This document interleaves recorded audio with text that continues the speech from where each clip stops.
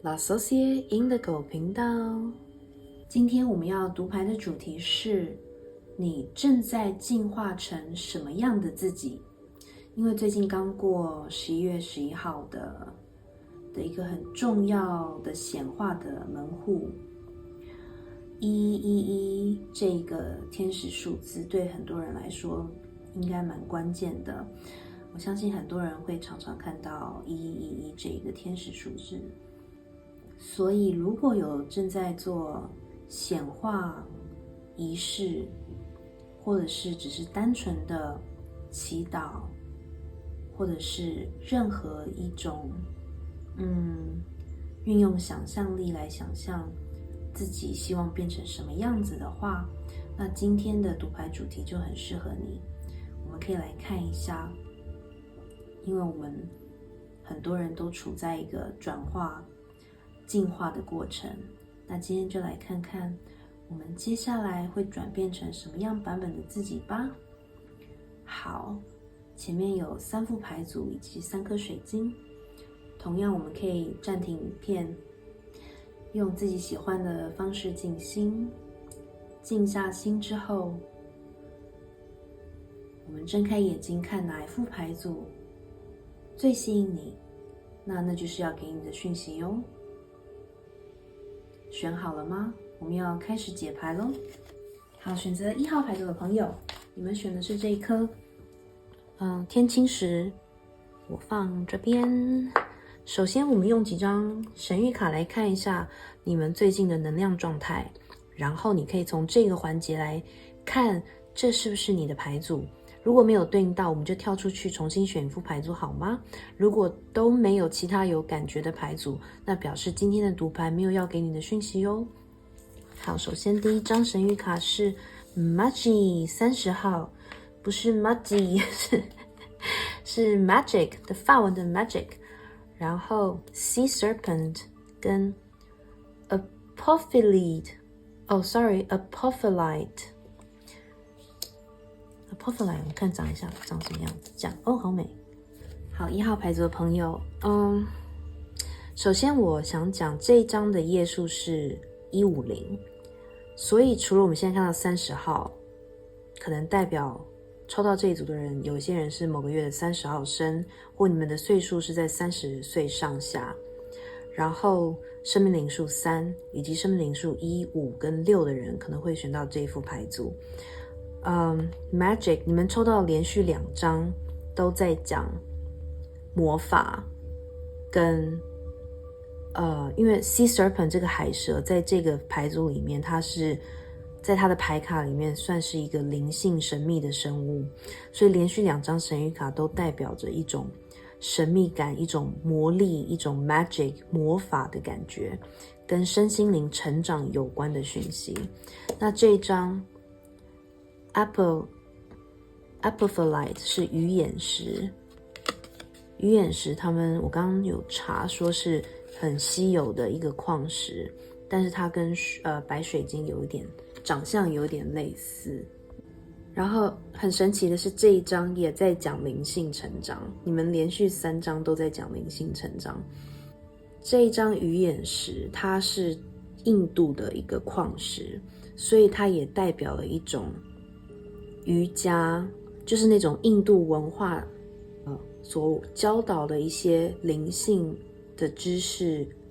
动态的运动、瑜伽、冥想等等，可以帮助你去清理掉，当你在寻求这个灵性成长之路的时候，这一颗石头鱼眼石可以帮助你清理掉我们当人类被社会跟生活所造成的一些，比如说负面的想法，比如说批判，比如说觉得不公，或者是任何各式各样对世界生气的一些想法。所以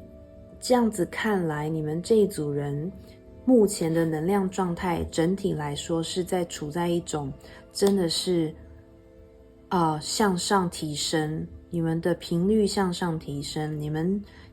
非常努力的在练习以及做功课，你们追求一种身心灵的提升，你们是一个，你们算是不是初学者，你们算是有些人可能是初学者，但是你们是已经很 into it， 已经很沉浸在这个世界，身心灵的世界，欢迎来到这个 community。 所以你们是那种，有些人可能是非常的专注在练习瑜伽以及冥想，这是一个基础的一步。有一些人你们可能已经是比较深，比较再精进一点的修行，你们甚至有很强烈的第六感，你们在创造一个平和平静的生活环境。这个生活环境除了是你的居家环境，跟你相处的人事物，你们都会努力的让自己处在一个平和，然后安静、和谐，用更高的角度去看所有的事情，然后你们有能力避免自己去再堕入这种被人家影响情绪、被人家影响能量的一个状态。并且这2张牌 The Magic and Sea Serpent， 海蛇跟 Magic 这2张牌都在讲说，你们这一组是非常有创造力的人，或者是你们最近因为在修身心灵，因为有在练习冥想跟瑜伽，而开启了你们的第2轮，打通了你的第2脉轮脐轮，也就是生殖轮。当你们打通了，你们在修炼这个脉轮的时候，这个第二脉轮会让你们的创造力无限扩展跟发挥。所以你们最近可能有在体会到自己，原来自己可以创造这么多东西。这个创造有可能是想法上的创造，有可能是艺术造诣上面的创造。有些人可能会画画写诗，有些人可能会比如说如果你们有跳舞，或者是你们有些人甚至是瑜伽老师，你们可能会创造很棒的课程给你的学员。你们也很懂得去分享这一种身心灵的知识给旁边的人，你们算是一个 guru， 你们可以成为一个 guru， 因为你们有很多相关的知识。然后当你们在说话，因为这边有很多很平静的蓝色跟紫色系，所以你们目前给人的感觉就是一种修得很成功，只能这样说。你们真的有在实行，在执行，并不是只说不做。你们自己一边修一边在做，你有让身边的人感觉到说，原来瑜伽跟冥想真的有帮助，甚至他们会觉得帮助你变了一个人。你们可能之前是有些人可能性子比较急，或者是比较容易生气，但是最近你身边的人都会发现，你可能甚至会听到他们跟你说，你变了，你怎么？他们会变得很喜欢靠近你，喜欢跟你相处，因为你会让他们感觉到平静，并且他们在你身边学习到很多东西。而且你现在变得非常懂得关怀人。Sea Serpent 是有一种母亲的能量，一种母爱的能量，一种不但你可以保护自己，保护你的创造力，保护你的阴性能量。这2张都在讲阴性能量，所以我补充一下，第一副牌组的人，你们最近在修复了很多你的阴性能量，你会懂得怎么再用不会像以前只用阳性能量去在这个社会上生活。阳性能量就是那种可能需要去不停的站出来争取，要咆哮，要愤怒，要用比较用力的方式让人家听到你，或者是看到你，然后去争取权益。你们现在呢，因为在修身心灵，你们的阴性能量被修复了。我们不能说完全修复，但是你们已经疗愈到一个你可以利用阴性能量来处事，这种温柔的、和平的，不会硬去征战的这一种能量场，跟别人相处来处理事情。当你阴性能量修复了，你更懂得如何去照顾别人，因为你已经懂得先照顾自己。你们有这种很水的气质。最近温柔的如同水象星座能量的一种气质。你以前可能不会去主动关怀别人，但是你最近会。当别人有需求的时候，在你的能力所及范围，你会用你的这种魔力跟创造力去让别人觉得他们被保护、被帮助。这种帮助有的是实质上的帮助，你可能会带东西给他们吃，为他们做饭，或者是在他们需要的时候倾听，随时随地他们都可以听到你的一些很有帮助的建议，你会让他们感觉到被保护、被爱。Sea Serpent 这边的这个形象就是一种保护的能量，也代表了你的昆达里尼阴性能量的觉醒。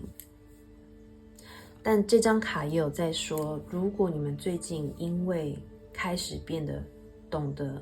帮助别人、关怀别人，你们要小心身边有一些人去利用你们这种母爱的能量场，而就是占你的便宜或想要控制你。那这个控制有的人可能是用情绪勒索，有的人是用操控的手段 manipulate， 因为他们知道你可能会不忍心放着他们不管，或者是会用你这种情感丰富的这一种能量场去让你陷入到他们的一些设下的陷阱。那每一个人想要利用你的原因不一样，他们可能是想要你的关注，想要你爱他们，但他们不懂得怎么样去用正确的方式让你去爱他们，去关怀他们。所以这一组牌的人，你们在修行的这个过程里面，同时也要懂得保护自己，聆听你们的直觉，你们会知道哪一些人是真诚的对待你，哪一些人是可能只是想要利用你的能量场，或者是他们是能量吸血鬼都有可能。然后这边有3个女人在这张牌里面，所以除了我们刚刚讲的阴性能量的觉醒之外，你们可能身边有最近认识了一些阴性能量强的人物。当然啦，就是可能是女生，都是女生，或者是阴性能量强的男生，而你跟这些人成为好朋友，因为你们有相同的修行的愿望跟相同的价值观，所以你们可以聊在一起，甚至有一种女巫。我们说3个女生聚在一起就可以变成一个 coven 的中文我不知道，突然想不起来要怎么翻，就是一个女巫的团体coven 中文要是什么 sorry， 如果知道的朋友可以在留言处跟我们说，谢谢。所以你们如果最近就是有一种可能会跟好友聚会，跟阴性能量强的好友聚会，然后一起讨论，一起做瑜伽，有的人甚至会去印度修行，去朝圣，去追寻这种身心灵的一种influence， 然后不断的精进自己，让自己提频，因为你们想要进入更高频率的地球，这是你们的愿望，你们想要变得更不再被尘世的这些负面能量影响。所以有一些朋友可能我刚刚有讲，就是说可能会一起聚会啊，可能有的甚至是一起玩，就是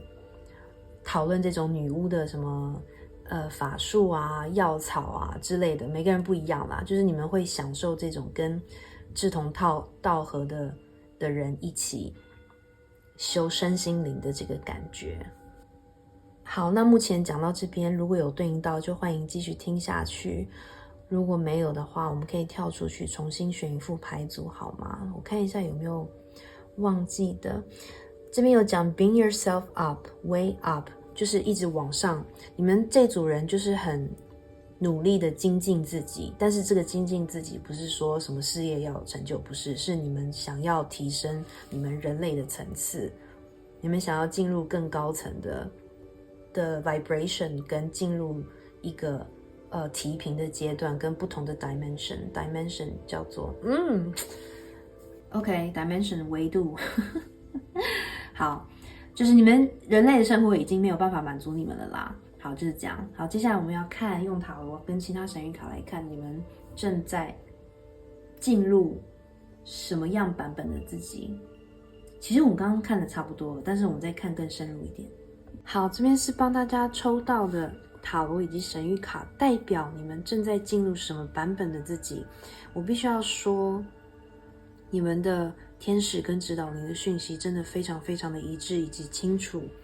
首先这一张是 transformation， 我们就抽到 transformation 转化蜕变42号牌，上面的这一只是凤凰，虽然它看起来很像鹦鹉，但是我们不要批评插画师哈。然后这一张 fall into my arms， 请 fall into my arms， 坠入我的怀中。这是一张代表臣服于宇宙，臣服在大地母亲的怀里，同时你也转变成一个大地母亲。等一下我会再来解释。然后呢，你们抽到了2张大阿尔克纳，中间这张是 The Lovers 6号牌，这一张神谕卡的页数是66，这一张42加起来是6，所以我必须要说6这个数字对第1号牌组的人非常的关键。所以 either， 然后这边也有一个6，实在是太神奇了。好，我首先读到的一个讯息是说，你们很多的人可能是6月生，某个月的6号生，或者你的生命灵数是6也代表无条件的爱，所以你们正走在一个让自己懂得如何去无条件的爱自己，以及爱这个世界。这个世界包含了各式各样的人事物，你们走在学习如何无条件的爱人的这个路上，并且你们非常的有收获，并且有进展。因为呢，你们最进入的新的版本的自己是你们开始知道怎么样。第一个，我们刚刚有说，你们现在会充满了爱，一种母爱，让别人喜欢接近你，然后这种很包容的爱，你们的包容力越来越强，同时你们也懂得如何臣服宇宙，因为这就是你们的转化。我们火凤凰这一张非常的重要，因为你们第1号牌组的人在显化的东西就是一个如何去提升自己的频率，走入一个更高的震动，然后进入一个更高震动的时间线。这张卡的出现，你的天使跟指导灵告诉你，你接下来的版本的自己就是那个你有能力去转化，并且进入到新的时间线，你有这个能力，你已经在这一个边界，你们随时都可以进入更高频率的时间线。所以先讲做得好，你们的这个身心灵的功课做得非常好，然后你们接下来如果继续保持这种高频率，继续懂得如何随时平衡自己的情绪跟能量场，你们就是那个很厉害可以随时转换时间线的一群人，好吗？并且你们是用你们的，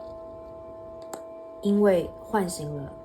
生殖轮产生的这个创造力，也会让你浴火重生。就是你们这一组人之前应该感觉经历了很多，当然我们每一个人的一生都会经历很多自己觉得不愉快的事情，但是你们这一组人特别，就是因为你们经历了很多可能别的人没有经历过的比较挫折的事情，而让你们产生这种让你们知道自己必须要走进身心灵的领域。有的人甚至是比如说觉得自己是女巫，或者是你们是塔罗，可以读塔罗，或者是可以帮别人算命。你们现在就是在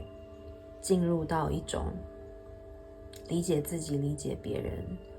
会用无条件的爱来对待别人，不会再那么的批判，不会那么批判自己，也不会那么批判世界。你们现在就是这种大地的母亲，你们臣服于大地的母亲，你们 follow the flow， 你们在学习怎么样顺着流走，不再去控制，并且你们开始学习，你们以前版本的你们是那种常常限制自己，常常批判自己跟别人，很多事情你一看到你就会先判断是对是错，是黑是白。但是现在你们知道，你们在修身心灵，你们知道事情其实是 neutral， 是中性的，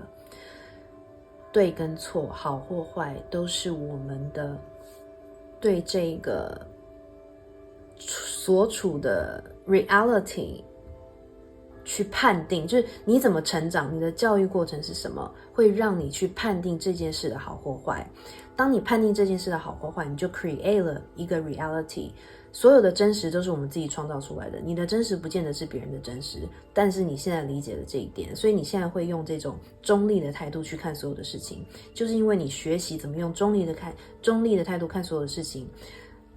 你变得不再批判，你变得温柔，你变得大爱，而这种能量场会一直让你提升，然后让很多人想要接近你，跟你学习，你也会影响到身边的人去走入这种学习无条件的爱，学习不去批判的这种精神。我们第一张塔罗就是 The Temperance 节制牌，天使，这应该是大天使 Michael 吗？我不太确定。这个是射手座的能量，所以你们有些人可能有射手座在你的星盘里面。那这个 Temperance 节制其实就是已经是我刚刚所谓在讲的，你们接下来新版本的自己就是一个非常懂得平衡自己的情绪，平衡自己的欲望，你们不会太多也不会太少，你们就是可以双脚一脚踩在陆地上，一脚踩在水里，不停的，你的杯子里永远都有水，情感的水，智慧的水，财务的水，你们现在就是不会去过度的，比如说如果在物质世界，你不会过度工作，你不会过度消费。在爱人上面，我们这边接下来有 The Lovers 非常的美，在爱情上你也懂得如何付出多少，然后接收多少。有的人你们可能之前都是一直付出或只会接收，但是你们现在新版本的自己已经懂得怎么样选择一个适合自己的人，怎么样懂得去保持这个关系的平衡感。这是我在这边看到，并且这种天使的这种爱的能量，你们一直都在接收宇宙跟天使给你的讯息，然后让你懂得如何收放，你们非常懂得收放。接下来第二张这个恋人牌也让我觉得你们接下来就是一个直白的讲，就是你们就是一个 lovers， 就是一个很棒的 lover。 如果你们接下来进入，我觉得你们也有在显化一个很美好很和谐很平衡的情感关系。如果你们已经在一个情感关系，你的另一半会很幸运，他们会看到你的不同，你会用无条件的爱对待这个人，你们会用更和平更和谐更懂得如何跟对方沟通。因为 The Lovers 恋人牌是双子座的能量，我们这边有看到，所以你们有双子座在你的星盘里，然后你们也会懂得在情感里面去跟人家沟通，不会再用这个是底牌权杖五，不会再用这种纷争或者是用这种情绪化的方式去跟别人相处，跟对方相处。如果你现在是单身的话，你们在显化一个完美的恋人，这个完美，所谓的完美就是对你来说是完美的，可以相处的很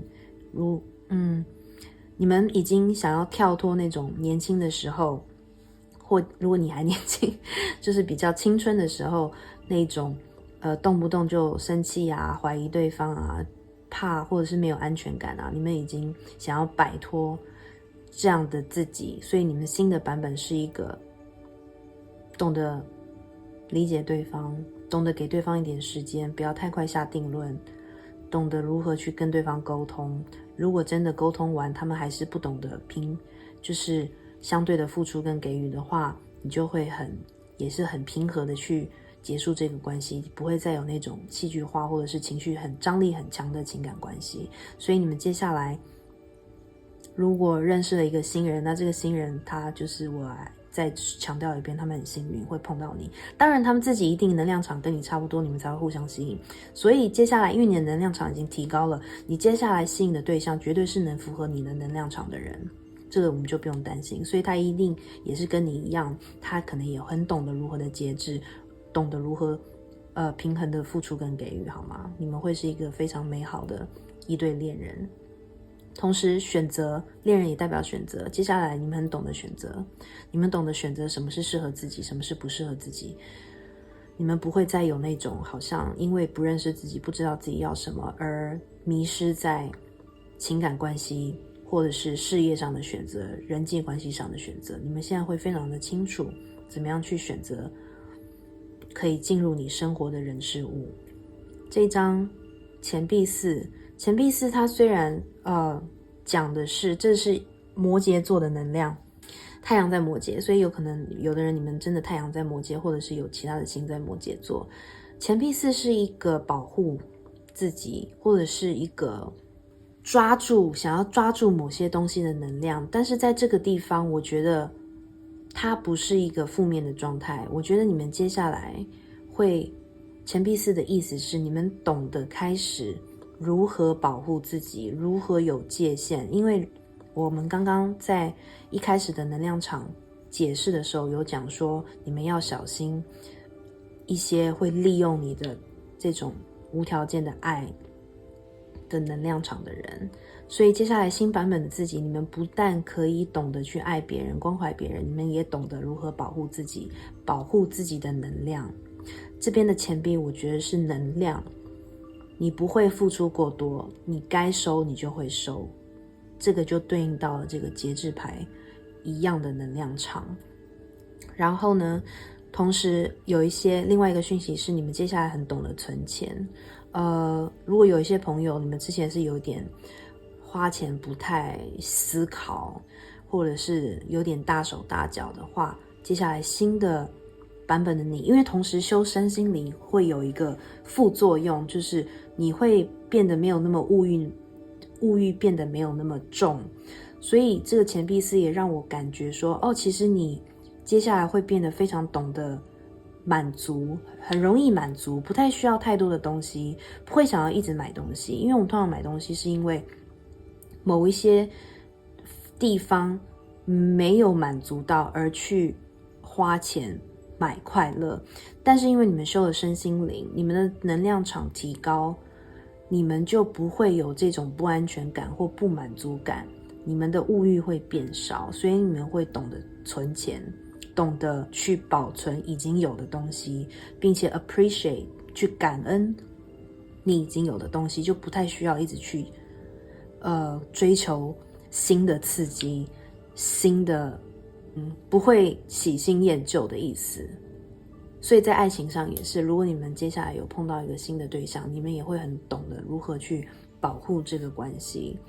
如果有的人之前是比较那种三心二意啊，容易吃着碗里看着别人嘴里我好像讲的不对，but anyway 你懂我的意思，就是你们会很懂得去珍惜你有的这段关系。这个底牌权杖五就让我觉得，就像有对应到我刚刚讲的选择1号牌组的人，你们之前可能都在用阳性能量在生活生存，可能不是生活，因为你们觉得在这世界上没有人保护你们，没有人会为你争取权益，你什么都要自己来，什么都要自己做。你们可能很被逼着要学习独立，你们可能很想依靠别人，但是你们不行，所以你们要一直用阳性能量去在学校考好的成绩，争取老师的关注，在公司要争取上司的关注，然后要争取加薪，然后什么事情都要争取，你就是怕会失去，怕别人看不见你，怕别人忘记你，怕你没有得到你想要的这个东西。之后新的版本的你就是在克服这个旧有的自己。这2张神谕卡也在说，接下来新版本的你会丢掉旧有版本的自己，你会用一个新的角度去看这个世界，你会发现你不再需要这种一直去跟人家抗争的能量去过生活，因为你现在是用爱，好吗？爱这样讲好像很笼统，但是如果我相信第一副牌组的人知道我在讲什么。接下来我们最后来看一下宇宙对你这个蜕变成凤凰，准备进入新的时间线，新的你自己有什么样的建议？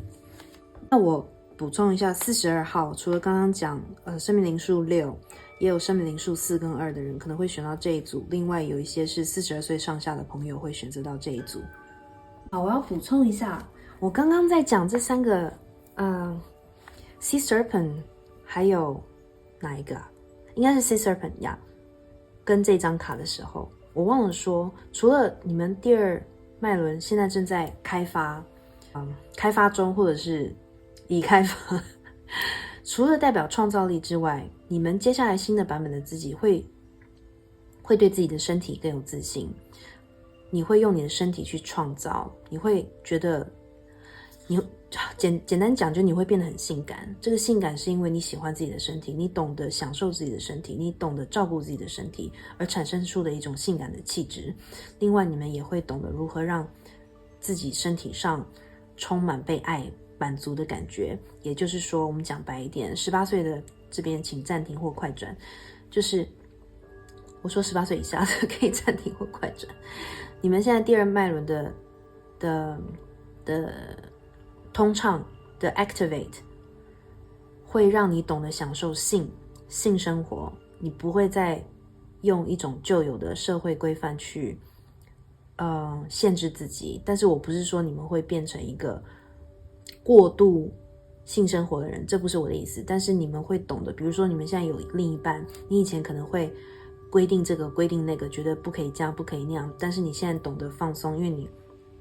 你懂得欣赏自己的身体，你在这个亲密关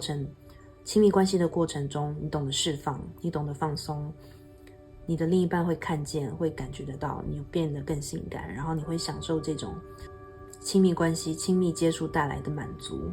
那如果你没有另一半的话，你不会再很限制自己，说什么一定要可能约会几次才能跟对方亲密接触之类的，就是你们会很懂得自己的界限，然后在自己可以保护自己的范围内去接受去体验各式各样的亲密接触、亲密关系，好吗？因为呢，为什么我说我刚刚忘了讲？因为你们的指导灵天使提醒我要讲，因为这3张神谕卡，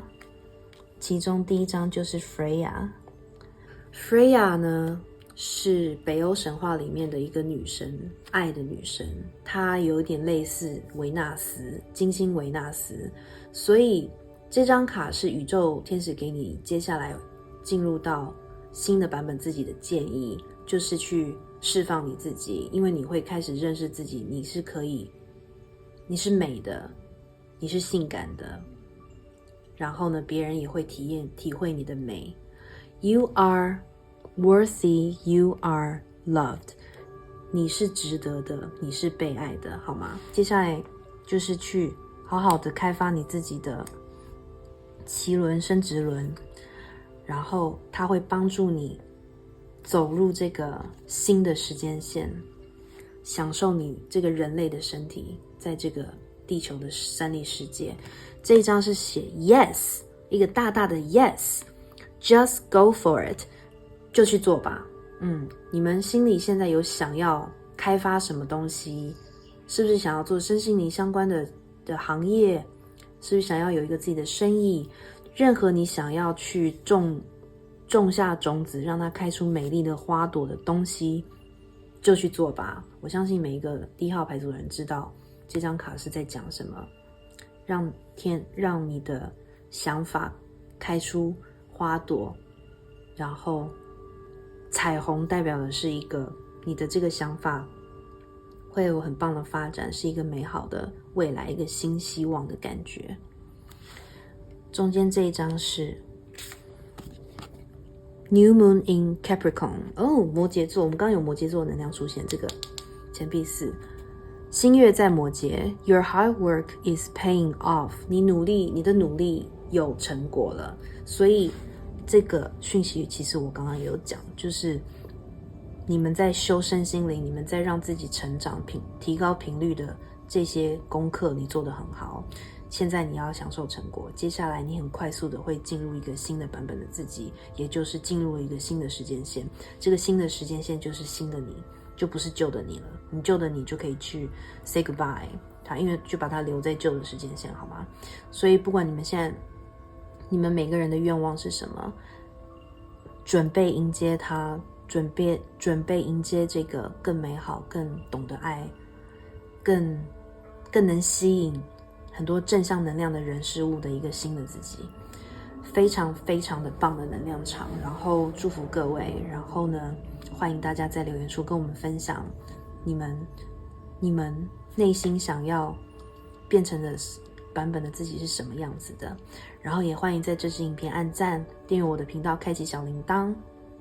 并且也可以分享这支影片给你的亲朋好友一起来读牌。你的按赞订阅都是对我最大的鼓励，也可以帮助这支影片传播给其他需要的朋友，好吗？也欢迎追踪我的 Instagram 老 Socie Indigo， 在上面我会 po 每周塔罗运势以及不定期不同主题的塔罗运势，然后欢迎大家在上面跟我互动。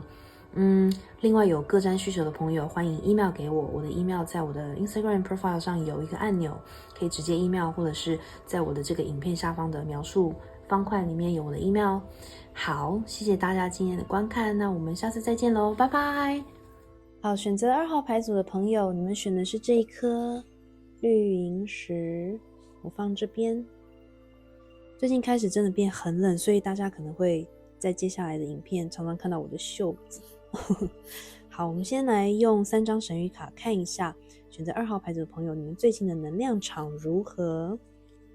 第一张11号的 Passion 热情。第二张是 Tiger Eye 虎眼水晶石头。第三张是 Earthworm 蚯蚓牌土象的能量。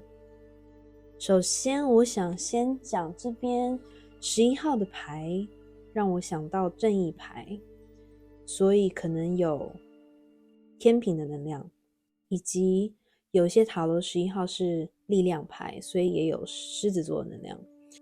大家自行对应好。然后土象的能量，整体土象就是处女、摩羯跟金牛。另外 Tiger Eye 这张是在讲说你们选择2号牌组最近呈现了一种焦虑跟过度思考的一个状态，然后 Tiger Eye 是一个可以帮助你平衡脑袋以及心的能量的一颗石头，平衡你整个身心状态的一颗石头，所以这张卡也代表了处女座以及双子座的能量场，也就是水星的能量。那你们最近2号牌组大部分的朋友可能会碰到某一些事情，可能是事业上的、学业上的，或者是人际关系上、爱情上，导致你有一种焦虑，然后不知道该怎么处理，过度紧张，然后想太多的一个能量场。但是这个想太多搭配上这个 passion， 我觉得这个想太多是出于这个热情，它并不完全是负面的想太多，而是一种有一点紧张，有一点兴奋，有一点期待，又害怕受伤害的那种想太多。当然这张牌也可以讲说它是宇宙鼓励你，任何我们在这个人生遇到让我们充满热情的人或事，我们都要 take action on it， 我们都要为了这件事去行动。只要你行动起来，就是会带领你，这个热情的事件就会带你走到正确的道路上。这个东西我在我的 Instagram 上面也有讲，大家可以去 follow 我的 Instagram， 会有一些 channel message。 所以呢，有一些朋友你们可能是在事业上有一个新的开始，一个新的项目、新的挑战，而让你产生这种激情，这种很有冲劲，想要一试身手的感觉。那有的朋友可能只是说你们找到了一个自己真的很喜欢的兴趣，然后准备去学习它，准备去精进它。不管是什么，都是这张牌都在说你们最近有处在一种让身体能量进入动的状态。这个身体能量可能是真的是身体在动，有的人可能是去跳舞，有的人是去做一些体能的活动，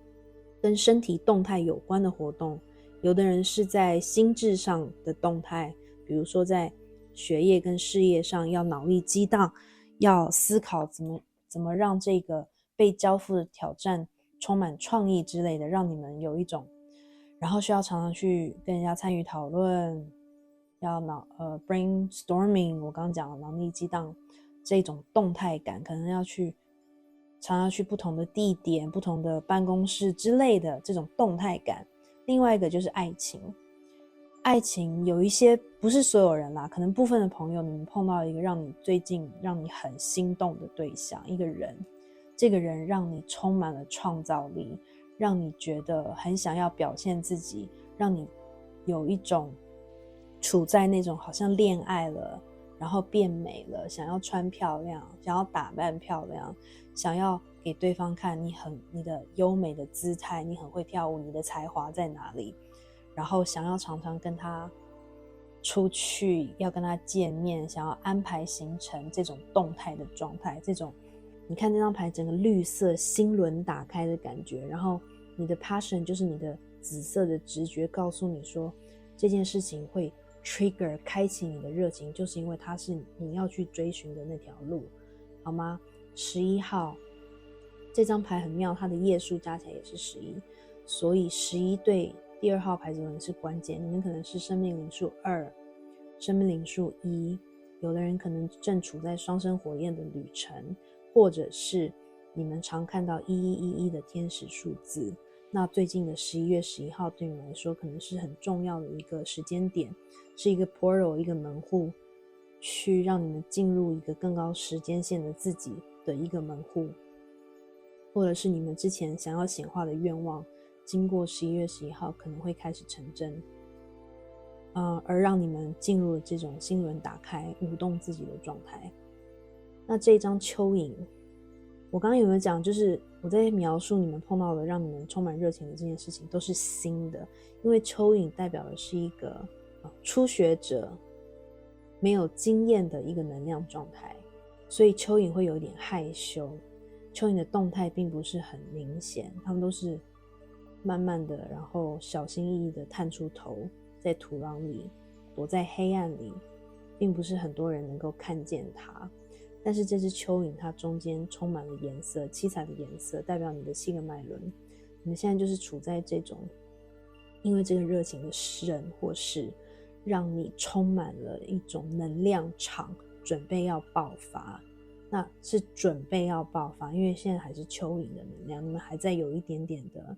害羞，有一点隐藏，有一点 preserve 保留，并没有完全的，可能你对喜欢的人也没有完全展现出来你对他的感情之类的，是慢慢的要开始学习怎么样去连接这段关系，或者是说在这个事业或学业上慢慢的开始学习去如何创造，把这项计划这项挑战给它做到好。那这样的一个新的能量场之下，让你会有一种过思过虑的状态。好，那讲到这边如果有对应到就可以继续听下去，如果没有的话我们可以跳出去重新选一副牌好吗？2号牌组的朋友这边是用塔罗跟神谕卡帮你们抽到宇宙要告诉你们接下来你们会进化成什么样的自己。首先我想先讲这一张，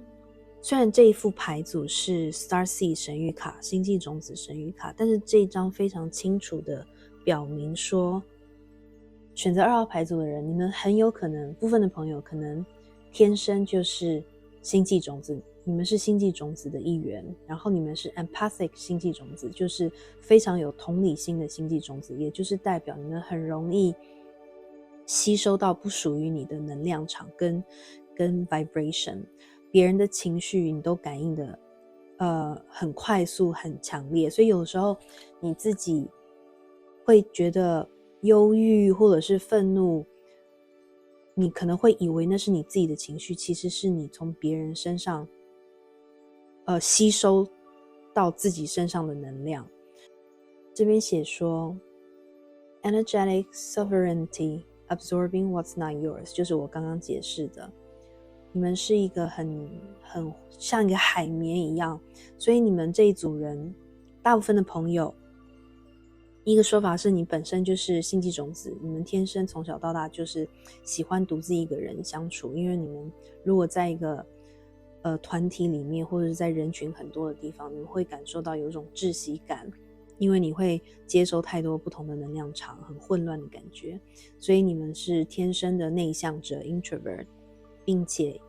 要跟团体相处也只是少数，比如说你只能跟同时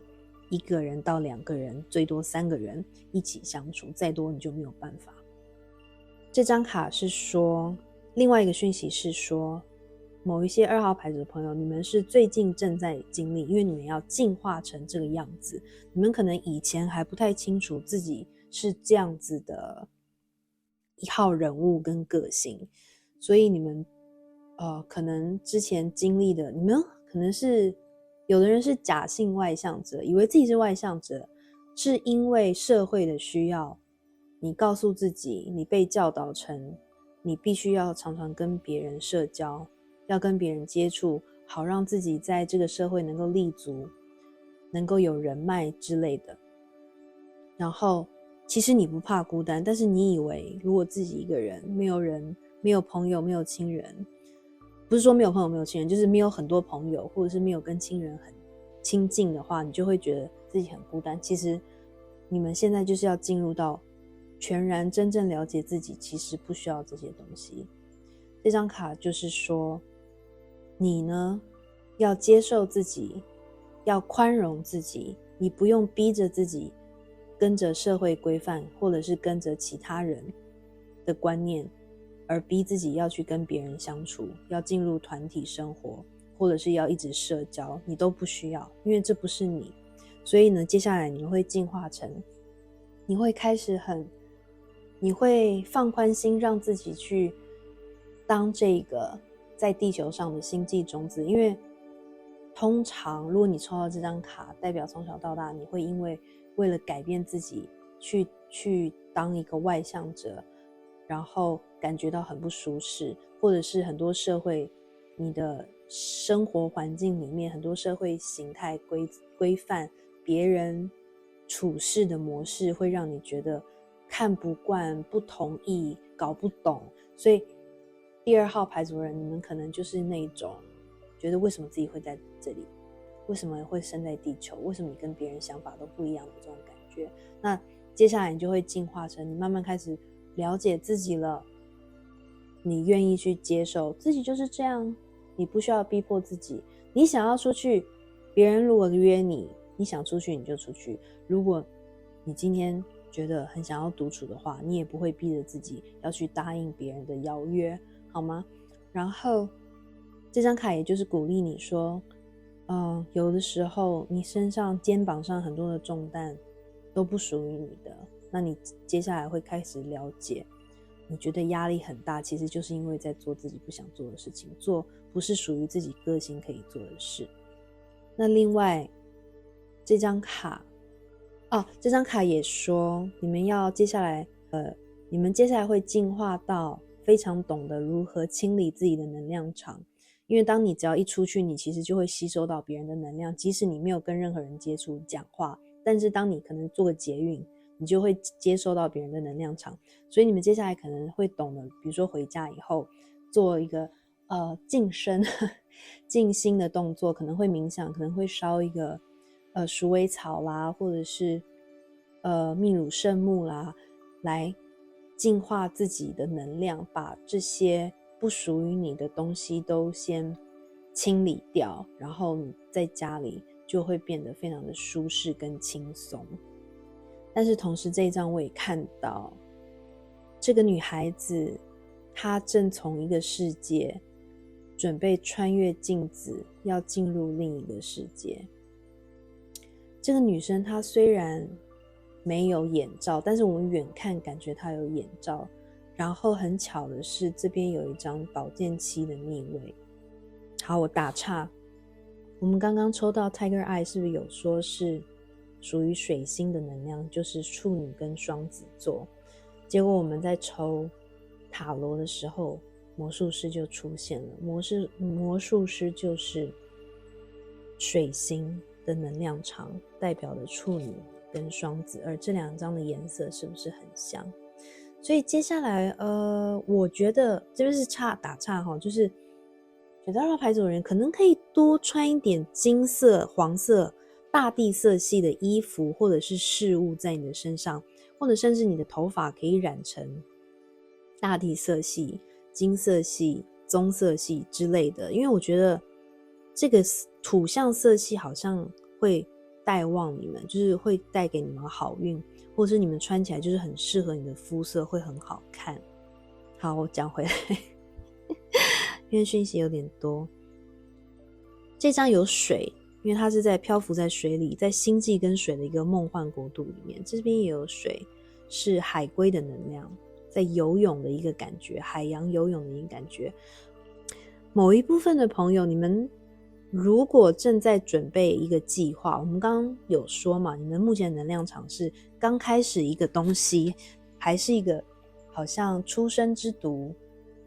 初学、初试的阶段。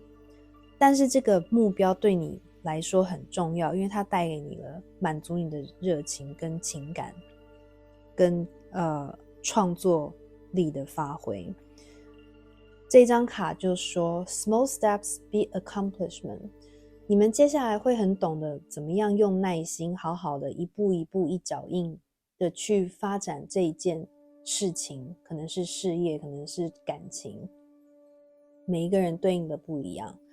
而这个事情你会不会想要一触可及？你以前可能会想一触可及，但是这件事情对你来说不知道，你就很自然而然的懂得怎么去抓好自己的速度跟步伐去发展它，你不会太急。当它慢下来的时候，你会很自然而然懂得去等待，因为你知道这是宇宙帮你安排好的速度。然后这张卡也是鼓励你说，只要你有耐心，懂得一步一步去做，不要一触可及的话，这件事绝对可以成功，而且可以带给你很大很大的成就。而有的人这一件事情，这件你们正在做的事情绝对是 long term， 是长期的一个目标跟投资，而且之后得到的成果也是长期的，会一直有收获的一件事。欢迎大家在留言处跟我们分享这件事是什么事，好吗？有的人可能是感情，我等一下会说为什么。有一些人，你们从一个之前都在梦游的状态，所谓我说梦游的状态，就是还不清楚自己在这个世界立足的点是在哪，或者是自己的使命在哪。然后你们接下来会进步到你终于看清楚你其实可能不属于这个世界，或者是说这个世界你已经玩过了，你体验过了，这边给我一个循环结束的感觉。然后呢，你们开始要进入到另外一个新的世界，或者是所谓另外一个真实，这个镜子的两面。所以这是一种不同的感觉，大家对应的感觉能量不一样，好吗？有些人是有一种醒来了，说哦，原来我应该进入镜中的那个世界，可能才是属于我的。有些人是觉得哦，之前旧的自己经历的东西都已经玩过了，都是经验跟学习了，好，可以丢掉，可以结束了，准备要进入下一个领域去冒险，去探险，去探索未知。那这个探索未知有可能是说，我刚刚有说什么做梦然后醒来嘛，有一些人可能是感情上，我等一下会也是解释说为什么。有些人可能是感情上一直以为以前自己应该是要用什么样的状态对待感情，或者是寻找对象，但是接下来你会发展成你终于看清楚你适合的人是谁，你想要的是什么样的感情状态，而你愿意跨过这个镜子去，就很像爱丽丝梦游仙境一样。爱丽丝梦游仙境的一个哲学就是哪一个才是她的真实，到底她是适合在树下睡觉听姐姐，她是她姐姐吗？姐姐讲故事的那个爱丽丝，还是镜子对面的那个爱丽丝，跳入洞里的那个爱丽丝才是真正的爱丽丝，因为在里面她完全发挥自己的个性长才，她可以跟人家沟通，她可以跟人家交流，集结人脉，然后又很聪明，你知道我的意思？可是在那个树下听故事的爱丽丝只是一个懵懂的小孩子，还在成长。所以你们就是给我这种感觉，接下来你们等于是进入到另外一个版本的自己，然后探索，终于愿意去放宽心，让自己自由，去探索那个以前不敢探索的自己，或者是没有发现的另一面的自己，好吗？那这个另一面就是可能是你的事业，你决定要做一件以前没做过的事，或以前不敢去发展的事，或者是你有一个感情，你终于愿意跨出那一步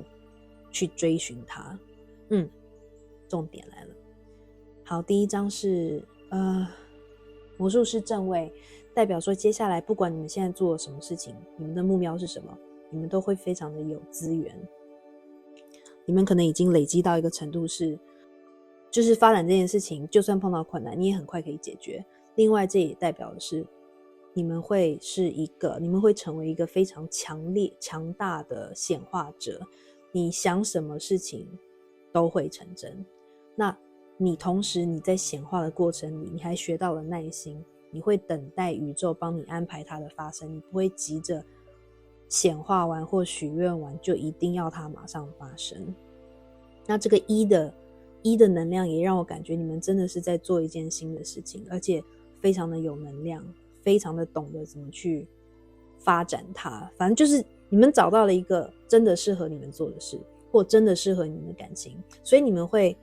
这个我有拍一个影片放在 YouTube 上跟 Instagram 上。当你真的找到你的任务，这个世界的任务，或你适合做的事的时候，你就会有一种热情，这个热情就是一个 trigger， 一个 battery 电池，促使你去做这件事。而并且当你做了对的事情，就是适合你的事情的时候，你会很自然而然的非常的有灵感，一直接收宇宙的讯息，知道怎么去发展它。就算碰到困难，你也马上也知道要怎么样去解决它。这就是我这个魔术师这边看到的能量状态。那它因为又有剑，又有杯子，然后又有权杖，又有钱币，所以接下来你们进入的状态就是一个我刚刚说资源丰富，懂得找资源，并且你的资金、情感、清晰思考以及热情都具备了，所以你不用担心，宇宙呢非常的支持你做这件事。选择2号牌子的人，你们会有处女或双子在你们的星盘，或者是如果你是问感情或者是你若有事业伙伴，他有可能是有风象的能量跟土象的能量。然后如果你是问感情，对方可能有双子或处女在他的星盘，或者是其他风象跟土象在他的星盘。第2章这个宝剑7，你们接下来会进化到你们终于认识自己，所以你们会拿掉那个假面。我们这个假面有的时候可能不是故意的，有的时候就是像我刚刚讲的，只是为了去生存适应社会状态。因为我们社会上其实大多数的人还是属于外向型，所以你们可能会把自己塑造成一个外向者。那你现在之后呢，因为你认识自己是谁了，所以你会把这个外向的面具拿掉，去做真正的自己，用真实的自己去面对世界，不会再去害怕别人批判你，或者是不会再去害怕因为别人不了解你而不让你进入他们的团体，就你不在乎了的意思。另外有是说，如果有一些人之前就是因为担忧而为了保护自己而一直要用比较虚假的态度面对别人的话，你们接下来会就是整个进化，你们跨到了镜子的另一边。我刚刚有说你们会变成另一个版本的自己，一个真实的自己。接下来你都会用真实自己的个性想法去面对别人，去待人处事。那有可能有人是有月亮在水瓶，或者是其他的星在水瓶。这一章呢，钱币2的逆位，这边我觉得你们之前可能这边有几个讯息这边是木星在摩羯座，所以看有没有人是木星在摩羯，或其他星在摩羯，或你的对象是木星在摩羯。有一些人是之前可能因为还找不到自己该做什么事，所以常常这边做一做，那边做一做，很多专案同时进行，或者是这个专案很快就结束，然后又进展到下一个专案。那因为你们现在已经找到了这个让你有热情的事业，就是你适合做的事业，所以你呢就是进展成一个你只专注在一件事情上，你不会再让自己忙碌于一些你会把那些不重要的项目都丢掉。你只会专注在这一件你最重视、你最喜欢的项目上。这个项目可以是我刚刚讲的新的事业的开发、生意、新的公司、新的职位，或者是一个情人、一个对象。你以前，如果我们拿感情讲，你可能以前是那种犹疑不定，常常在两个人之间做选择，或者是以前就只是说很 casual dating， 然后常常去这是一个讯息，就是常常会在很多人选之间周旋，或者是你之前很忙碌工作而没有时间去陪伴那个你有兴趣的对象，而常常需要这样子蜡烛两头烧，然后搞得工作也没办法太专心，然后还会让对方不满意你陪他太少之类的。接下来你会进化成非常的专一，这个专一指的是说终于懂得看清楚适合自己的东西，并珍惜它，并付出全心全力去照顾这件事或这个人，好吗？然后呢，底牌是圣杯六，这边就是很美妙，这边有太阳在天蝎的能量，或者是其他的星在天蝎。这边让我看到感情，一个讯息是感情，这就是为什么我说有一些2号牌组的人，你们接下来进化会变成你终于选择了一个你想要专注的情感对象，或者是一个情感模式，如果你真的都没有对象的话，而这个情感模式是会让你觉得你们在寻找灵魂伴侣，你们再也不会，就我现在是讲如果没有对象的人齁，你们再也不会去让自己分心，因为以前不知道自己要什么，但是你们现在知道你们真的需要灵魂伴侣，因为如果你们是星际种子，你们是比较需要深入。这是什么东西？为什么红红的？你们知道，就是你们再也不会去太广泛的 dating， 你们会变得很清楚要相处起来让你有很舒适的感觉，很聊得来的感觉，很有连结的感觉的人，才会让你想要跟他继续交往下去。因为圣杯六是灵魂伴侣的一个能量场，以及这种两小无猜的能量场，所以没有对象的朋友，你们接下来会知道你们要找的就是这种两小无猜，相处起来很开心，然后可以互相搞笑，然后幼稚的感觉，别人也不会批判，对方也不会批判你这样。那如果有对象的话呢，也就是说你会回去找这个之前认识的一个人，你决定是他，你决定去联系这个旧人，因为你发现他才是最适合你，然后你终于愿意定下来为他付出，然后重拾之前相处起来那种两小无猜。有些人你们可能真的是灵魂伴侣，有些人我刚刚有说是双生火焰。那另外一个讯息就是可能会有一个旧人会回来找你，然后你终于决定你要跟这个人在一起。那一样，如果是星际种子，我觉得如果你们是寻找2号牌组是寻找感情的部分的朋友，你们就是真的，你们注定的那一位，还是不要说注定好了，就是你们会真的真心交往、真心付出的那个对象，绝对是有以前的灵魂，可能有灵魂契约，或者是可能在以前的几世或者在其他的星球就认识的人，好吗？因为这是这个圣杯六的能量很强烈，这边这两个好小孩子好可爱，而且这边也有一个门户的意象，跟这边是一个镜子，这边是一道门，也可以说是镜子。我觉得就是当你们穿越了，进入到另外一个世界，一个新的旅程的时候，你们就会重逢，你们两个一起跨入这个镜子的另一边，然后重逢，这是我要讲的意思。而且当你们两个在一起的时候，你们可能会住在一起，然后你们其中一个人会很喜欢花，可能会在家里摆满粉红色的玫瑰，超可爱。那另外一个，如果不是感情的话，那就是说你们的这个事业，有些人是学业事业为主，那这个东西是你很久以前做过，但是没有勇气或者是没有想太多去发展。那接下来你们确认这项想要发展的事情，就是可能是以前做过，然后现在重新捡回来做，把它变成事业，有可能是兴趣，有可能是以前很擅长的事，但是没有真的去发展，但是你们接下来会发展它，好吗？会让你觉得得心应手，生来就是要做这件事情，然后会让你这件事情会让你重回童年的感觉，有一种怀旧。有些人的事业是怀旧风，会让你重拾那种孩童学生时代的那种美好、浪漫、兴奋、激情之类的。大家可以在留言处跟我分享有没有对应到。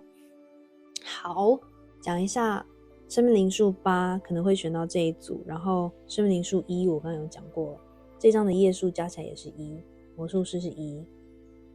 然后呢可能生命灵数6、2、7也会选择到这一组。有些人8是你们的幸运数字，8对你们是关键数，你们可能会有一个8号的那个算命球，有没有？然后6也是关键数字，可能某一月的6号生、2号生、7号生、1号生、8号生，大家自行对应。有一些人这件事情，你们想要做的这件事是旅行，可能会需要旅行到国外，或者是跟海外有关，是跟全球有关，可能是网络事业会连接到各地的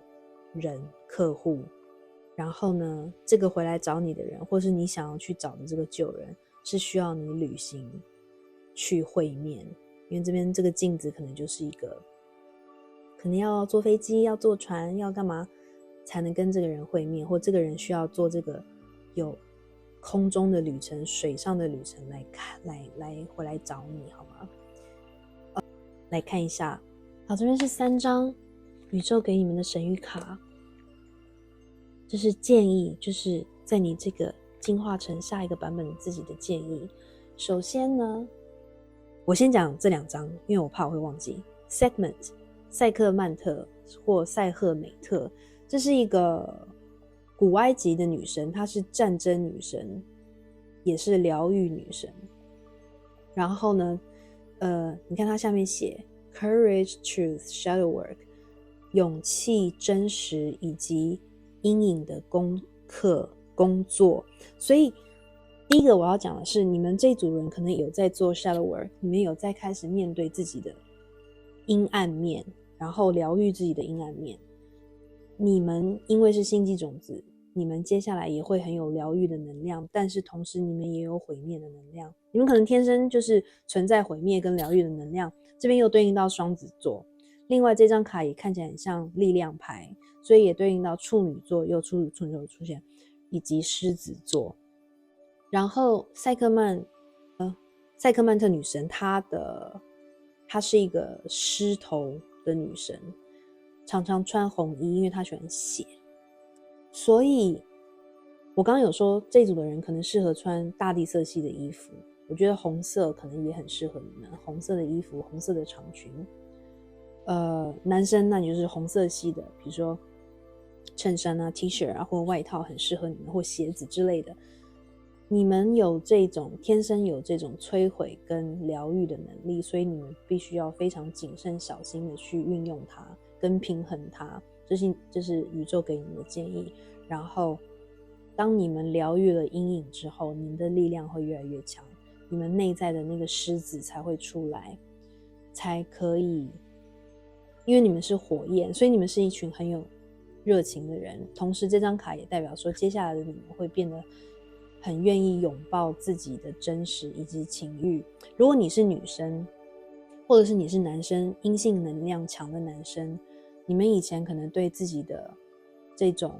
欲望会觉得羞耻，会觉得不敢去表达，不敢，因为你们被社会规范，你们怕被人家讲话，或者是觉得自己或只是单纯自己加诸自己的一些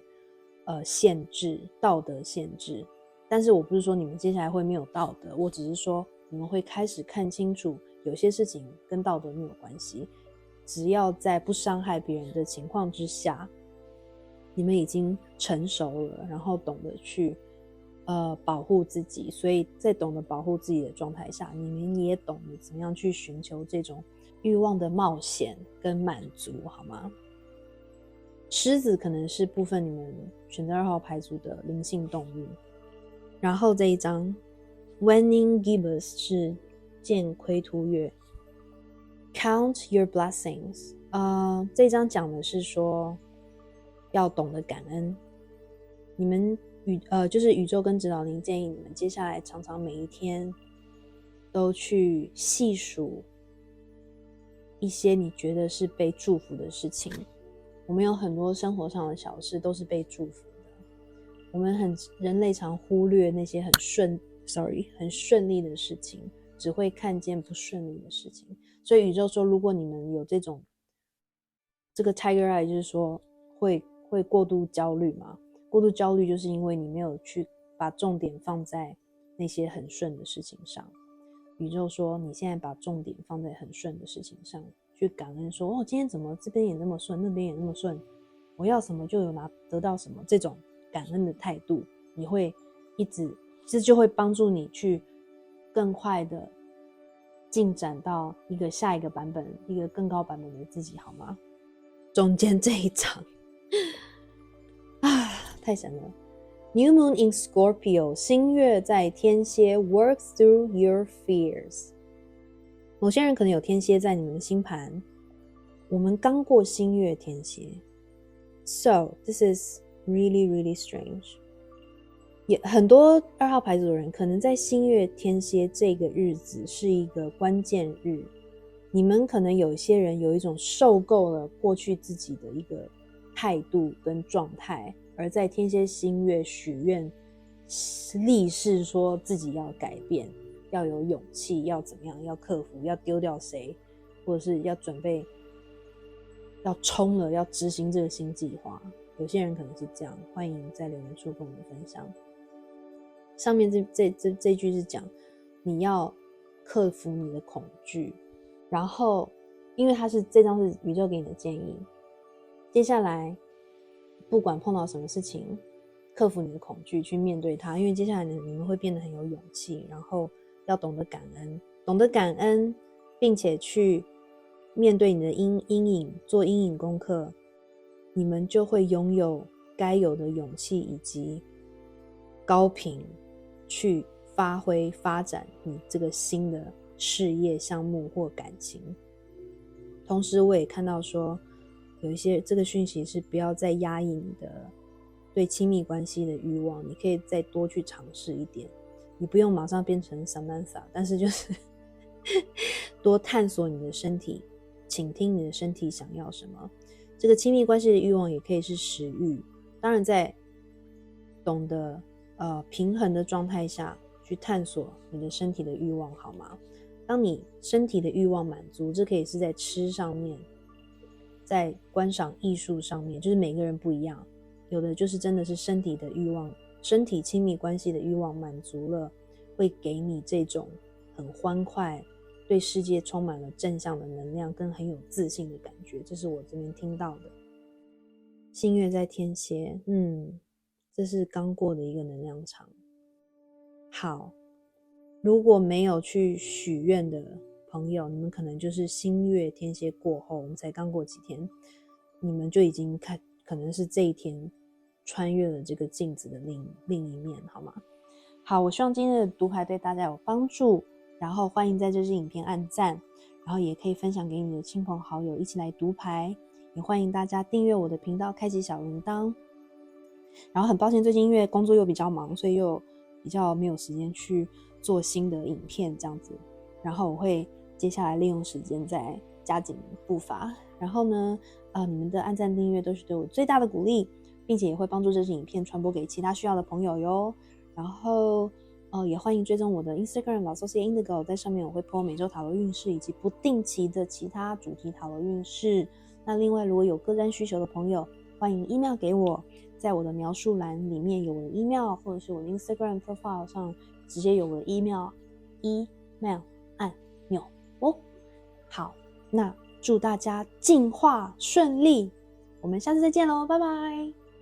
好，选择3号牌组黄水晶的朋友，美丽的黄水晶，我把它放这边。首先我们用3张神谕卡来看一下你们目前的能量状态。第一张是 Gratitude 感恩27号。第二张是 Ametrine 紫黄水晶，我把它放这儿。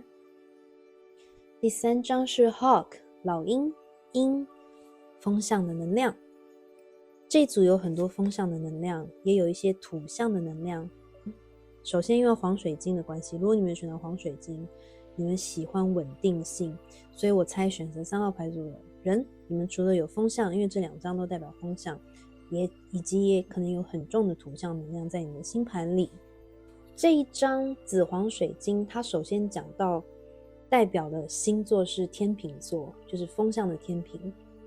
天秤座代表了一种难以抉择的能量场，也让我想到了宝剑2。那等一下我会一起来解释。首先我这边感受到的是选择2号牌组的朋友，中间这张感恩感激的心态，就是你们现在整体的一个基本能量场。你们最近开始练习学会感恩，感恩每一件发生在自己生活的事，每一个你拥有或可以接触到的人事物。有一些人可能在做奉献的动作，可能会去庙宇或者是教会教堂去做义工，去帮助有需要帮助的人，或者是去别的慈善团体做志工。有的人可能常常去庙宇拜拜跟侍奉，做冥想静心，常常捐献，或在家里有神坛，会做祈祷烧香拜佛的一些仪式。这些仪式都是每一个选择3号牌组的你们会用自己不同的方式去表达你的感恩之情、感激之情。你们现在有的人是开始练习感恩的心，有些人是已经执行了好一个阶段，你们现在是真的处在觉得，部分的朋友是说感觉自己什么都有了，可能也有房子了，也有家庭了，或者有的人是单身贵族，事业不错，可能有一个固定的收入，或甚至可以买房。因为这边有房子，所以然后这边这只大象让我感觉到一种稳定感。所以3号牌组的朋友，目前大致上你们应该是会感到一种稳定感，这种稳定感让你有时间精力去做服务的动作、奉献的动作，或者是投入身心灵修炼的活动。加上这张鹰来讲，老鹰这张风象能量代表的是说，你们可能也有在做身心灵，可能有在冥想，大部分的朋友可能有冥想，因为你们想要试图连接神明，连接宇宙，连接你的高我跟指导灵，因为你们想要学习更多，你们想要灵性成长所以因为你们想要灵性成长呢，这个感恩的功课做得很足，然后因为有了灵性成长，你们最近的能量场是你们可以飞往更高处，有一个宏观的视野，你们看得更高，看得更高就会看到更多的细节。这边有一种土象的能量，这组朋友可能很注重细节，而当你的直觉打开了之后，你的细节会更多，你的资料量会更大。除了我们肉眼看到的细节、观察的细节，还有灵感直觉告诉你的另外一个细节。比如你现在看到 A 在跟你讲述一件故事，你的眼睛看他的表情，然后你会去观察跟他的故事有没有对应，他的情绪有没有是正确的，还是他在隐藏什么。再加上你现在直觉又很强，你可能直觉还会告诉你另外一个理论，所以你等于有3方的资讯量同时进到你的身心脑袋，然后你就会出现这种很难抉择的一个能量场，就是我到底要听哪一边的。我只是举一个例子啦，那简单的就是说，因为你们现在也很想要听直觉，所以会让你们更难抉择。有的人会很正常，就是说我们在练习的阶段不可能每次直觉一告诉我们一件事，我们就会马上听得很清楚，并且知道这是对的选择，我们还是会被脑袋去干扰，所以你们会最近处在这种很多事情更难选择的一个能量场，因为你想要分辨说到底哪一个是直觉，哪一个是我脑袋逻辑思考下的结果。但是你们现在就是在一个已经进入到一个我们可以说是可能比较高能量的状态。当你有感恩的心，你的能量场，你的那个波动就会 vibration 就会变高，所以很多东西都逃不过你的鹰眼，你都可以看得很细，观察得很清楚，并且你会很听你的直觉，直觉能力会越来越强，这是你目前能量场。生命灵数2、生命灵数7、生命灵数9的人可能会选择到这一副牌组。如果你们有一些朋友是有想要达成某些梦想，你继续鼓励，也是用这些牌卡鼓励你继续保持感恩的心，每天做感恩的功课，你可以写下来你感恩什么，或者是在祈祷的时候默数一遍你很感恩今天早上有什么什么什么让你很开心，就是去数那些让你觉得很开心的小事物，这样子可以帮助你一直持续不断的提高能量，你的直觉也会更明确，然后你的直觉会帮助你去达成，去选择那个你想要做或适合你做的事情。27，某一些人可能是27岁上下，或者是某个月的27号生，2月7号生可能是关键。我这边有感觉到很强的土象的能量，稳定感，我刚刚有讲。有些人最近喜欢接近大自然，有的人喜欢喂鸟，有人喜欢去看星星。有对应到的话，欢迎在留言处跟我们分享哦。反正你们应该算是一个很稳健的一群人，很稳健，很可靠，然后你们是一群很谦虚的人，至少最近你们学习到如何谦虚，如何臣服于宇宙的这种能量场。好，接下来有对应到我们就欢迎继续听下去，如果没有的话可以跳出去重新选一副牌好吗？我们接下来用塔罗跟其他神谕卡来看一下你们正在进化成什么样版本的自己哟。好，这边是帮大家抽到的关于你们3号牌组的朋友接下来进化成什么样版本的自己。今天这主题很神奇，因为3副牌组都有这种转化进化的能量，当然因为我们主题是进化嘛。你们这一组有一种精神领导、宗教领导的，会成为宗教领袖、精神领袖、知识领袖的一个角色能量。你们转化，你们也有那叫什么浴火凤凰，你们之前经历过所有的事情，让你们重生成接下来这个新的角色，新的自己，新的充满智慧跟神秘能量的自己。你们这一组有点神奇，有一种我觉得部分选择3号牌组的朋友，你们可能有可能天蝎，因为这边有 death 死神牌是天蝎的能量，你们可能有天蝎在什么12宫还是在哪里，还是11宫，就是 sorry 因为我的那个对星座虽然喜欢，但是我并没有很专精在它的很细节的知识，但是就是可能天蝎在某一宫特别有对神秘学有兴趣，跟特别对死亡的议题也有兴趣，不害怕讨论死亡的议题，并且有很强的直觉力，你们天生有很强的直觉力，天生可以当女巫的那种人。好，然后我们先从神谕卡来讲好了。We are Heathers， 这个是哈瑟斯，她是古埃及女神。哈瑟斯其实这边写说 deep love， 深层的爱， mother's milk， 母亲的就是母乳， birth as a portal，你们是生下来就是一个门户，这个门户就让我想到你们是可以连接另一个世界的门户。这边有几个讯息，如果从刚刚你们是所谓天生的女巫巫师，有这种灵感力，有的人可能真的可以通灵，有的人可以看到另外一个世界，另外一个时空，不是时空就是 dimension。 我真的每次 dimension 都不记得中文是什么耶。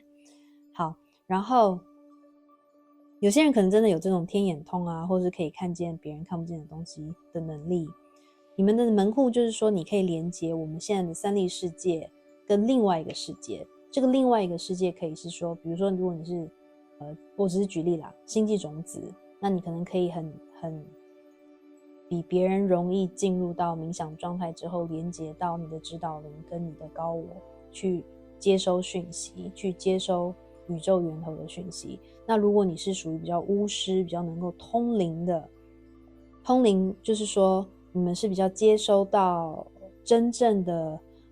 他们也算是也可以当指导灵，但是这个东西很复杂，我们就不在这边多讲。反正你们就是那个中间，你们是medium， 我们英文叫 medium， 就是可以帮助人类跟另外一个世界沟通的门户。那这个门户也可以说是因为这张的 We Are Heathers 是有多才多艺的女神，她是什么舞蹈女神、丰盛女神、美之女神，什么什么，就是很多爱与美的结合，也就是有点，我也是想到金星的阿芙代蒂嘛，维纳斯，我们讲维纳斯好，维纳斯这种金星主导爱与美的女神，所以选择3号牌组的人，你们可能很多才多艺，你们天生就很会很多才艺跟有很多才华，艺术的才华、创作的才华跟美相关的才华，你可能会跳舞、会唱歌、会做饭、会做手工艺之类的。而这些创造美的才华也是一种门户。我们当有创意的时候，其实是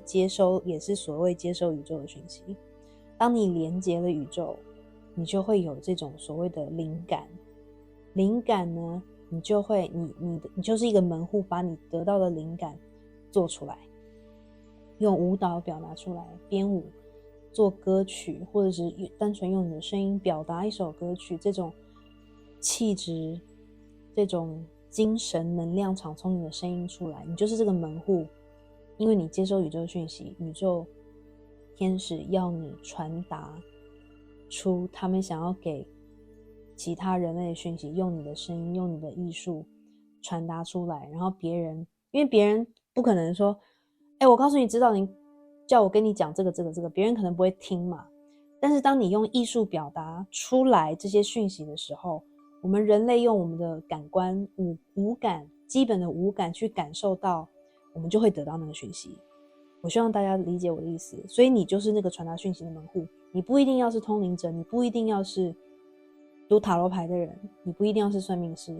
你只要是艺术创作者，你就是属于一个传讯人，好吗？第2张这张还有就是你们接下来的你是进化到就是越来越多越来越能够表达，用艺术表达自己，表达宇宙要你传达的讯息之外，你也越来越进入你的阴性能量，你的这种臣服、谦虚，就是已经在进入你的阴性能量场，你会变得更温柔、更大爱、更关怀别人，有这种母爱的感觉，也愿意去包容别人，脾气会变好所以你可能会有很多人会想要接近你，跟你倾诉他们的事情，听你的意见。等一下这个会深入讲。这一张 Master Manifestor 这个很妙，因为我不知道有没有人会第2组跟第3组选不出来，因为应该是第2组也是有一个显化达人的讯息，这一张就直接写显化达人在他的这张卡片上。然后呢10号牌对，这张的页数加起来是5号，所以生命灵数5、生命灵数1，还有我刚刚讲生命灵数2、7跟9的人可能会选到这一副牌组，这边也有5， Hierophant 5号就出现了，价值是13号，生命灵数1、生命灵数3，哦1、2、3，哦1、2、3、4、5，生命灵数1、2、3、4、5都有哦。OK， 然后我们回来讲这一张，这张上面是一个 Raven， 是一个乌鸦。乌鸦我们如果常常看电影电视剧都知道，乌鸦是一个神秘的代表，是一个灵界的代表。乌鸦是巫师巫婆的宠物，乌鸦是拥有第三眼，可以当巫师的监视器。总之乌鸦就是一个充满灵性，可以看到我们一般人类看不见的事物的一个动物，一个灵性动物的象征。这边有一只眼睛，有没有？就代表了它的第三眼。这只蜘蛛代表的是乌鸦的恐惧。这张牌它本身的意思是说，你要面对恐惧。当你面对恐惧，就是那个你一直都不敢看的自己。当你接受所有自己的面向，好的面向、坏的面向，接受自己可能很懒散啦，或是接受自己有时候其实不太爱管别人啊。我们每个人都有缺点跟优点，我们不是圣人。我们人类来到世界不是来当圣人，我们人类来到世界，我们的灵魂来到世界当人类是为了要体验一些事情。如果你有在修身心灵，就是都会听过这些理论嘛，就是我们有什么灵魂合约啊，已经写好说我们来这个地球是要体验什么什么，所以一定会有缺点跟优点，去让我们导致我们可以体验我们想体验的东西。 OK， 所以当你可以接受自己的优点跟缺点，全面性的自己的时候，当你接受这个蜘蛛，发现它其实没那么可怕，你就会完全打开你的第三眼，你就可以接收到更多的讯息，你就可以显化任何你想显化的东西，你的祈愿都会成真。你的第三眼打开，你只要想象任何的东西，它都会成真。因为当你没有去接收你的恐惧的时候，比如说我们恐惧阴暗面，我举个例子，你想要显化一个对象，你喜欢一个人，但是呢，你的恐惧就是说，你觉得他好像条件很好，然后你觉得他应该不会喜欢你，所以当你在显化说他要来联络你或带你去约会的时候，其实你的蜘蛛恐惧会在上面阻挡你的显化，会挡掉你的显化，因为你的 ego， 你的这种自我怀疑跟不自信不会让，就会导致显化不会成功。你知道我意思吗？当你接收说对，他条件很好，那我可能在外貌上条件没他好，但是我其他比如说我比他有聪明，比他幽默感之类的，你的显化就会成功，因为你没有那种 resistance， 你不会用恐惧去阻挡你的这种显化。我希望大家知道我的意思。所以你们接下来会进化成一个显化达人，你们想什么事情都会成功。紫色是第三眼，顶轮的颜色，打开你的第三眼，相信你的直觉。蓝色是沟通，喉轮就是我用乌鸦叫就是你等一下我会讲你们接下来进化成的自己。我刚刚有讲到精神导师、宗教导师，你们就是媒介，你们就是进化成完全一个媒介，接收宇宙的讯息，然后用喉轮表达出来就是在乌鸦可能在路边你看到乌鸦，它在其实它在告诉你一件事情，只是我们听不懂。好 sorry， 题外话，我不知道为什么会有乌鸦在叫的影像。 OK， 那我现在来讲塔罗，你会比较清楚我在讲什么。第一章是我还要想，我发现你们这一组我讲话很快，然后你们抽到宝剑侍者。宝剑侍者是一个很年轻的沟通的能量，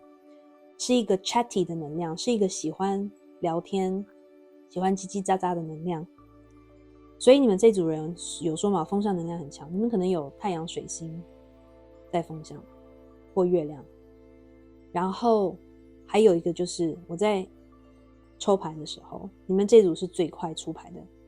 你们这组的指导灵非常的迅速确实，不拖泥带水，所有的牌一下就出来，而且是很有效率的，就是一张一张一张一张，因为很多时候有的牌组很慢，他们的指导灵要一直看，然后慢慢决定说，我要一直不停的 shuffle， 我要 shuffle 到我的白发都长完了，然后才出来一张，或者是一直 shuffle， 然后他们会很紧张很焦虑，就会出来一排这样啪这样散出来。你们，我希望你们懂我的意思。你们这组就是不拖泥带水，很精准很确实，就如同这张 Hawk 一样，看得非常的精准迅速，不拖泥带水，很有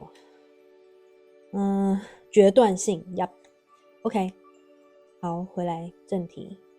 你们接下来呢就是一个沟通的能量，你们会成为那个常常需要跟人家沟通的人。这个沟通的人可能是讯息的传播者，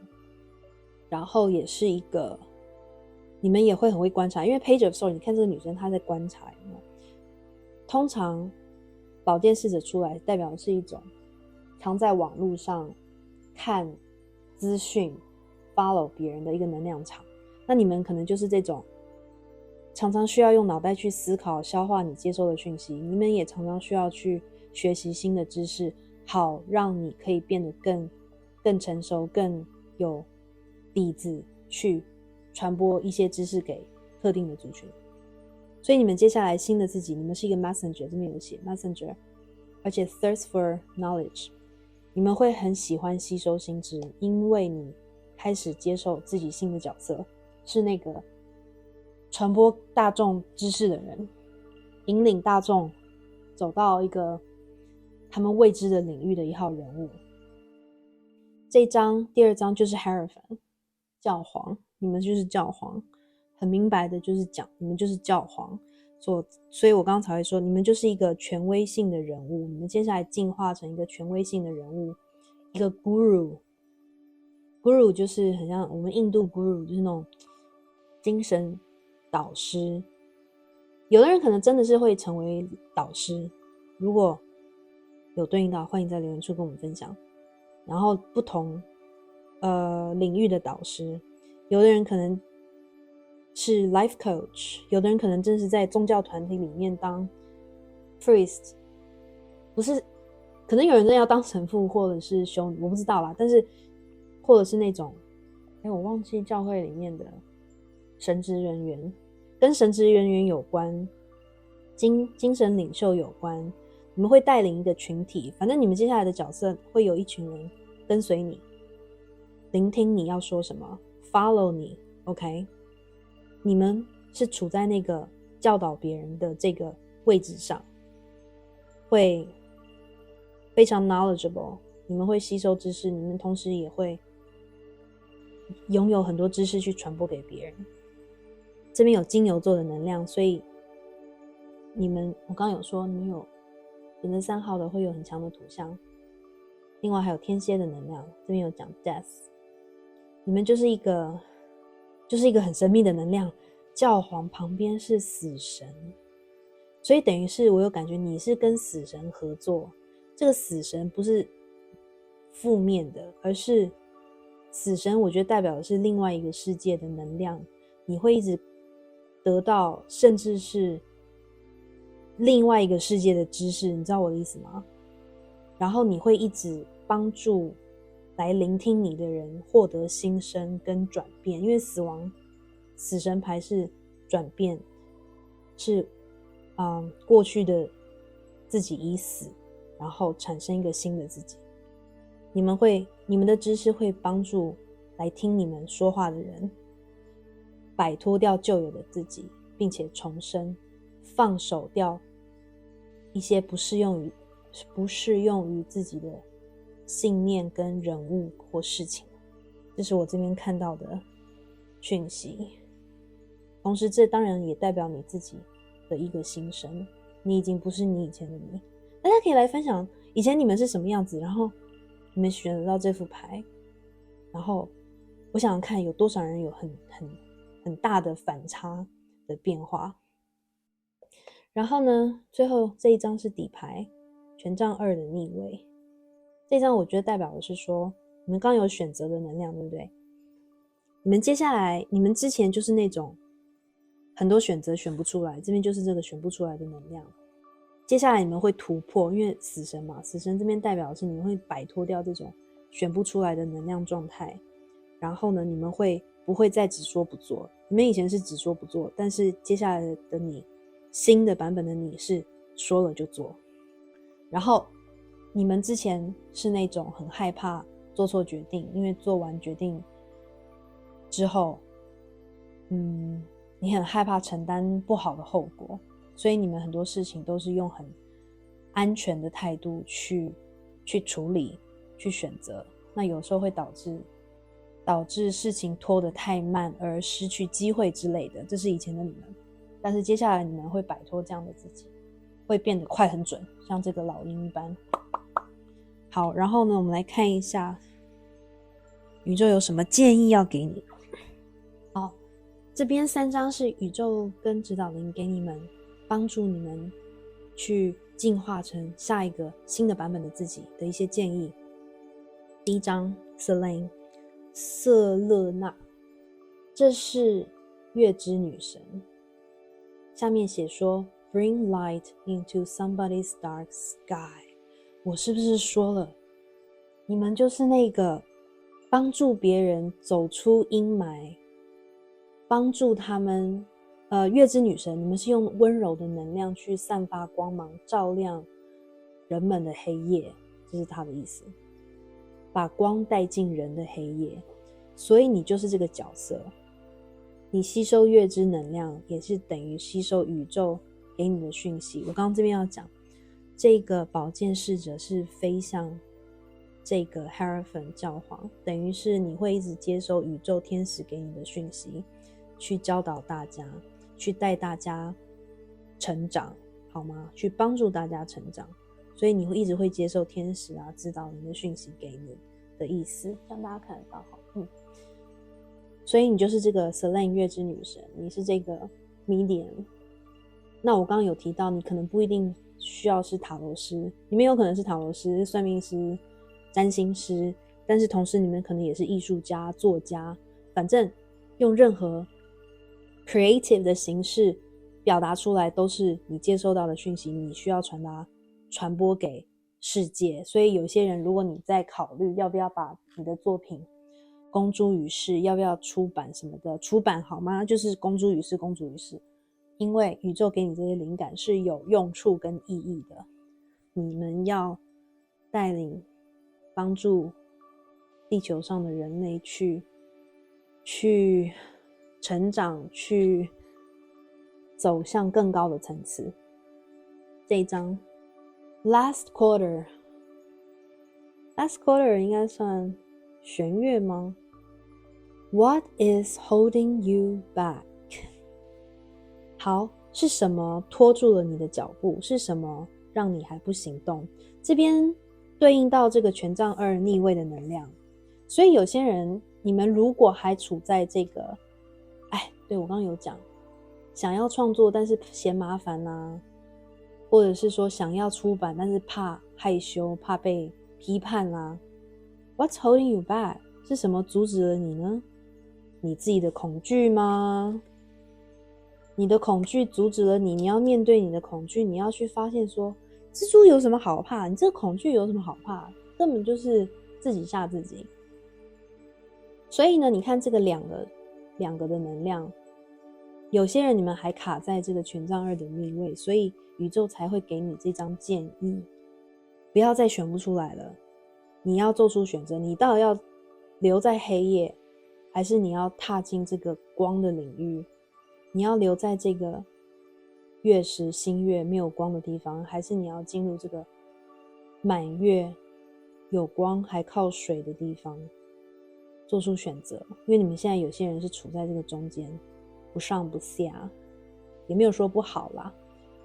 但是就也没有办法前进，没有办法完全 enjoy 某一个情境嘛，是不是？然后这边也是另外给我这个媒人不是我爱红娘，就是 medium 那个灵媒的这个意象跟能量场，你们就是媒介，两个世界的媒介，不管是哪两个世界，不一定只有灵异世界 OK。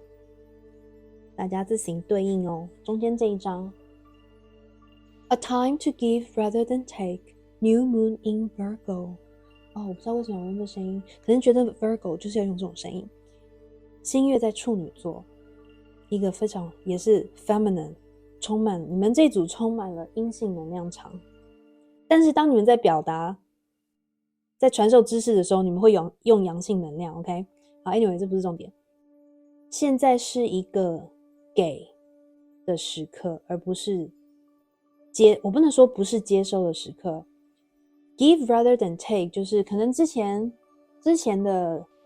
旧的自己是那种一直要获取资源，一直要以自己的利益为主去得到想要的东西，以为自己需要去争取很多东西，但是宇宙告诉你说现在你的身份不一样了，你的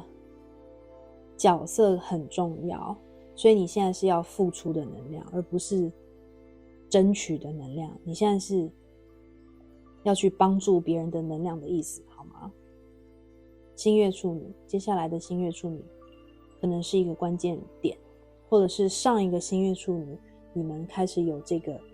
关键的想法的转变，想要去做这个跟宗教有关或身心灵有关的或创意有关的行业。哇哦，第三组很 powerful。 第三组是一个你们已经踏入在人类三力世界跟 4D 5D 的中间的界限，你们是可以，你们甚至做的梦都会很有目的性，很有讯息要给你，就是一个很神叨叨的一个白素好 anyways， 我希望今天的读牌对大家有帮助，然后呢欢迎在这支影片按赞，并且订阅我的频道，开启小铃铛，也欢迎分享给你的亲朋好友一起来读牌。你们的按赞订阅都是对我最大的鼓励，还有你们的互动呢都会帮助这支影片传播给其他需要的朋友，好吗？也欢迎追踪我的 Instagram Associate Indigo， 在上面我会 po 每周运势以及不定期其他主题的塔罗运势，欢迎在上面跟我互动哟。另外如果有个占需求的朋友可以 email 给我，在描述栏里面有我的 email， 或者是我的 Instagram 上有我的 email 按钮，好吗？那祝福大家，我期望听到大家或看到大家的出版创作或者是知识的指引哦。谢谢你们，我们下次再见咯，拜拜。